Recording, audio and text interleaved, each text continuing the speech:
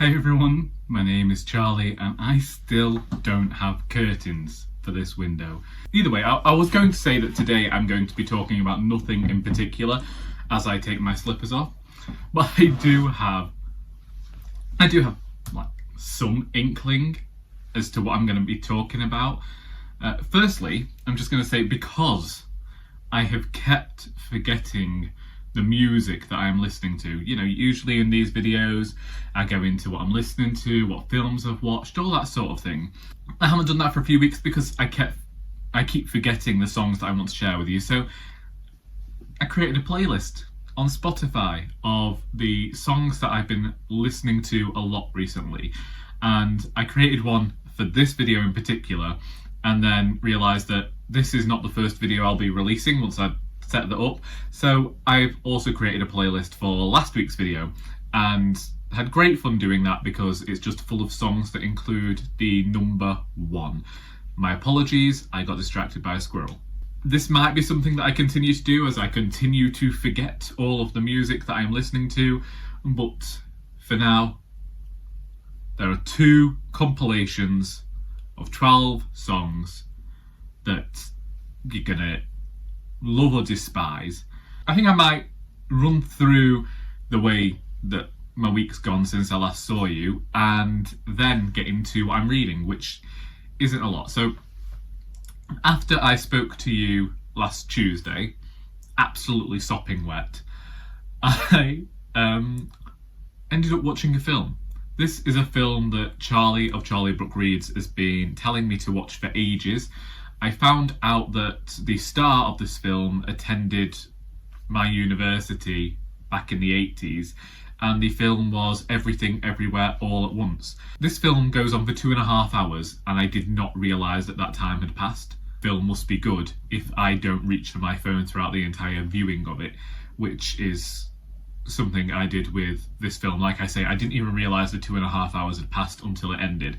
And I can't explain this film to everybody because every single time I have tried to explain it, it's just sounded completely surreal and bonkers. And it's multi-dimensional, it's science fiction, it's satirical, and it's one of those films where I don't feel like the people involved in the making of this film could ever make another film like it, because if you tried to replicate what you'd done in this film, it would just come off as derivative. I like that. And I planned on then trying to watch a film every single evening. I have done this in the past. Back in 2015 it was, so this is 8 years ago, I read an article about maybe it was the 30 best films as chosen by actors, and set about watching them. That's when I watched The Big Lebowski, that's when I watched Chinatown, and I found some of my favourite movies through doing that. And every year I ask for film recommendations, and 2 years ago I started writing down the films I was watching. I was trying to watch a film a week because I feel as a writer I'm not really looking at this form a lot, and also I always avoid films because I feel like, oh, that's a lengthy amount of time to dedicate to one thing. But then I look at the YouTube videos I watch, where sometimes these videos can go on for an hour now, and yes, I watch them at double speed, but I could be spending that time watching a film. And it's about changing the way I feel about films, because I know that I've talked about this before. I have this really strange sensation that when I'm watching a film, it's almost like I'm wasting time, and I don't get that when I'm reading. I feel like when I'm reading, then that's adding something to my writing, and so it makes sense. And I last week watched this film and thought, actually, when it comes to watching films, you're also informing your writing. So if you look at cinema and you look at the way in which films are made and the way in which films are constructed, then that might give you a better idea of the way that you wish to construct a novel. So again, if you have any film recommendations, then please send them my way. Sorry, I thought I saw a rat in the neighbour's garden because she supposedly has an infestation at the moment, but it's just a pigeon, a very overweight pigeon. And now I've talked about a very overweight pigeon I'm thinking about writing poetry, which has been another thing. I still keep writing poetry. I'm supposed to be writing the next Alice Valentine book, and I've been writing snippets. So, you know, I'd hope to finish it by the end of July, maybe mid-August, but I keep writing poetry. It's ever since I finished the farming collection, suddenly all of these ideas for poems keep flying at me, and I just keep running with them. Last night was actually this poetry evening for a writers group that I don't attend, but one of our volunteers attends, and so I wanted to go and show support. And then she wasn't actually reading, but I think that I might have found a few guests for Poems and Pints in future, so it's worked out really. Anyway, after Tuesday, I arrived to work on Wednesday, and someone had graffitied on our container.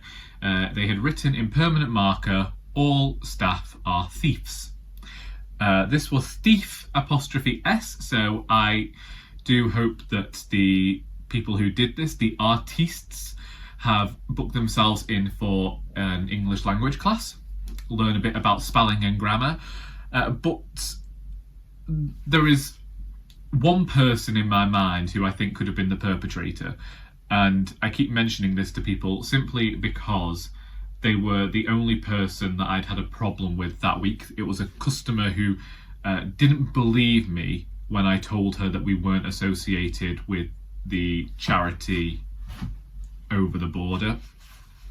We are just brand partners of the bigger charity, so everything we do is local and they're national. So either way, it was a whole thing that I won't get into here, but I decided to get this graffiti off, and it involves a Brillo pad and a lot of washing up liquid. I stained my t-shirt that I was wearing that day, and as I've been talking about for a while, I've been having a lot of problems with my wrists recently, and that really was not the thing that I should have done, because it's been a week now and my hands still haven't got back to what they were. I got home that night and I had to get my mother to come and chop vegetables for me, because every time I tried to slice anything, it sent this horrible pain up my arm. I keep getting this nerve twitching here, which just makes me uncomfortable, and I keep getting really nice tingling sensations in my hands, and part of me thinks, is this really arthritis? Could it be some sort of carpal tunnel thing?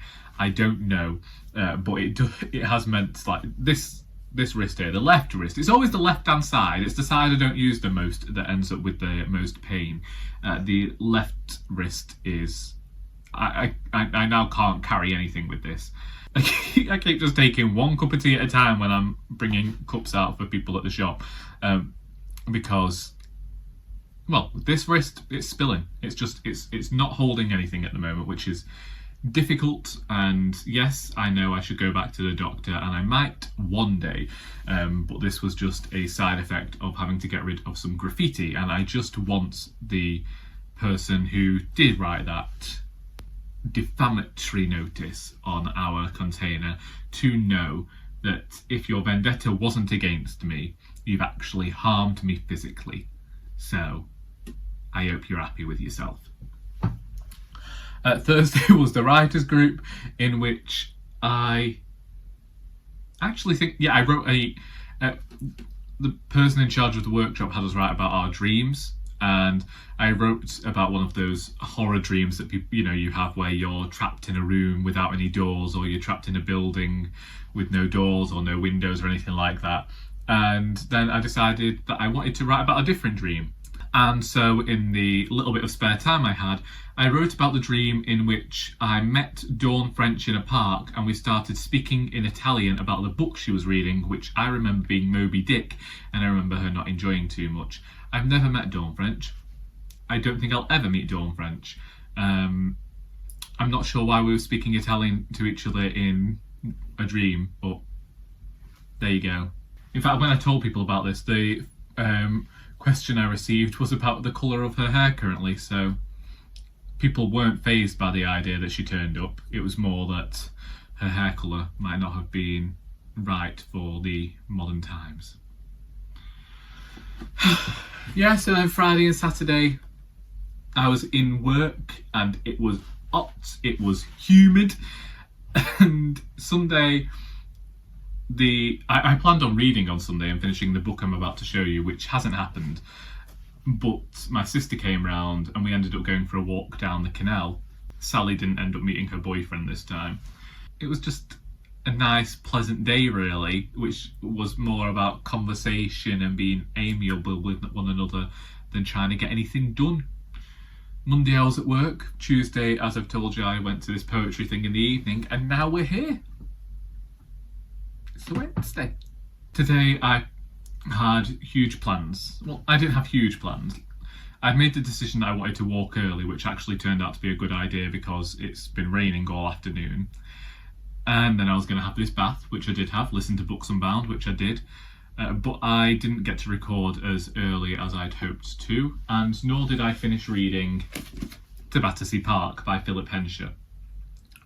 I saw this book mentioned somewhere about it being is eligible for the Booker Prize, and as I've got Philip Hensher's other book, The Northern Clemency, and this is much shorter, and it's pink, then I thought that I would borrow this from the library, so I reserved it and started reading this pink book without actually recording any of the vlog for the pink book vlog I was talking about.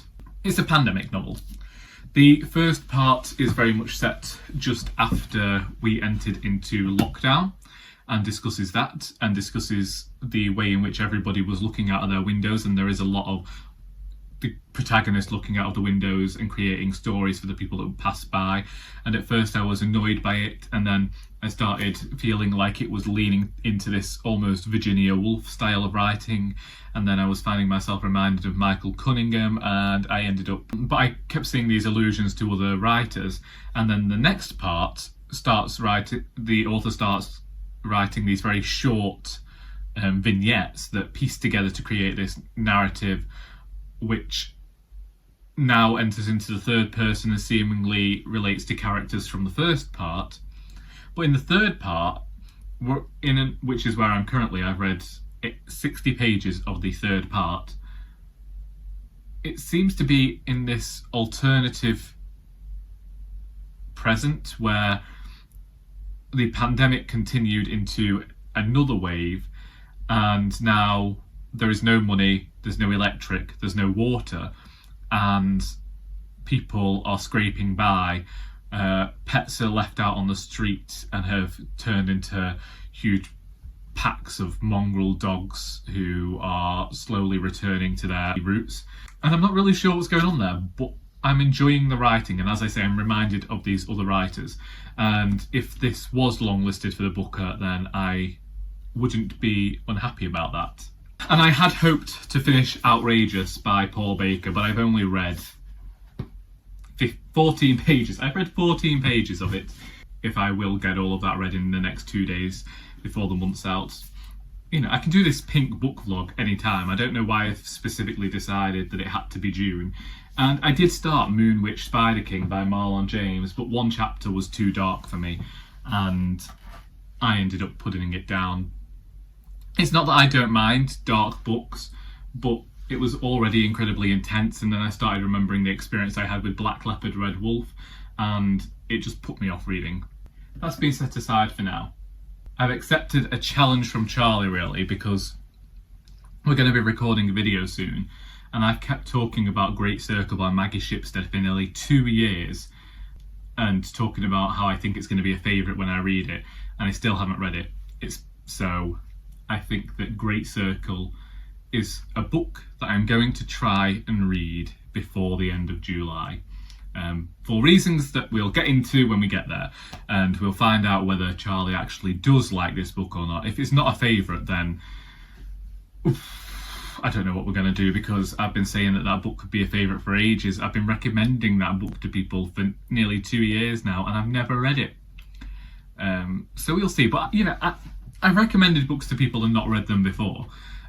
Sometimes people come into the shop and they go to our bookshelves, and some of them know that I'm a writer, some of them know that I am also one of the people who puts all of the books out and sorts them, so they'll ask me questions about books, and they like this book, so can I recommend a book to them? And they'll say to me, have you read this? I said no, but usually it's I can, I'll just mention a booktuber who I know who's read this book, and I can mention their opinion. So you see, that's where this platform actually works. Even though I've not been watching a lot of videos recently, and I have been a terrible acquaintance in terms of booktube, I do still recommend books to people based on your recommendations. So I think that I am doing okay, even if I am kind of just lurking in the shadows a bit at the moment, as I try to finish all of the books and write all of the things and go to all of the writerly events. And I say that it's only, well, it's been 3 this month, hasn't it? Or 4? 3. There've been 3 or 4 writing things this month, which is quite a lot considering how few I'd had in the last 2 years. So today I'm also hoping that we don't have the same tragedy that I had last week. All of my hardcovers off this shelf, as I was putting the cover back over the windows, all of the hardcovers fell down and they have been bent and battered, and that saddens me. It makes me really upset because, you know me, I like a pristine edition, and my poor hardcovers have taken a beating, even square haunting. It's sad. Maybe I should invest in an actual step ladder instead of just standing on this box. I got The Bullet That Missed by Richard Osman from the charity shop this week, and I've only borrowed it. I have not purchased it. We had 2 copies donated, and one of our volunteers, every time Richard Osman has come in, I have always saved her the first copy we had. And so she did get the first copy that we had donated. I didn't steal it from her. I don't think that I'm going to be purchasing these books again. I'll either borrow them from the shop or borrow them from the library. This is the 3rd in the series, and I will read the blurb to you. It is an ordinary Thursday, and things should finally be returning to normal. Except trouble is never far away where the Thursday Murder Club is concerned. A decade-old cold case leads them to a local news legend and a murder with no body and no answers. Then, a new foe pays Elizabeth a visit. Her mission, kill or be killed. As the cold case turns red hot, Elizabeth wrestles with her conscience and a gun, while Joyce, Ron and Ibrahim chase down clues with help from old friends and new. But can the gang solve the mystery and save Elizabeth before the murderer strikes again? Just one of those things where I feel like the series has jumped the shark. I feel like Richard Osman has pushed the series too far, too quickly. From the first book, I don't know how he reached this point, but they are somewhat compulsively readable, which helps because of wide margins, big fonts, and very fast storytelling, which doesn't really require much thought. But I don't know when I'll read that, because I do want to read Her Majesty's Royal Coven soon as well, and I want to get through all of the books that I've been showing you over the last few weeks. I actually need to read Kate Atkinson soon as well, because I haven't got any more renewals on behind the scenes at the museum at the library.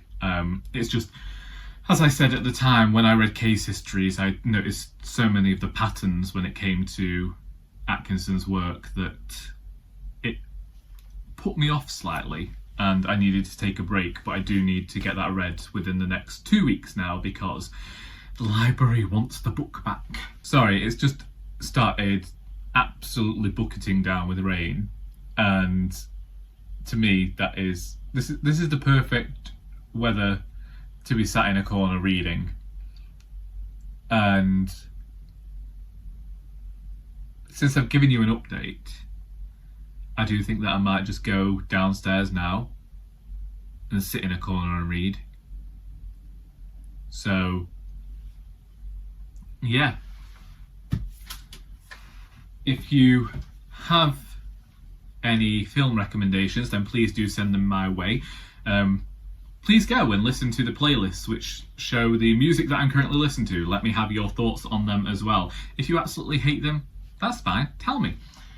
If you've read any of the books that I've mentioned today and would like to discuss them, then please feel free to do so in the comments. I hope you enjoyed this video, because until next time, that is all.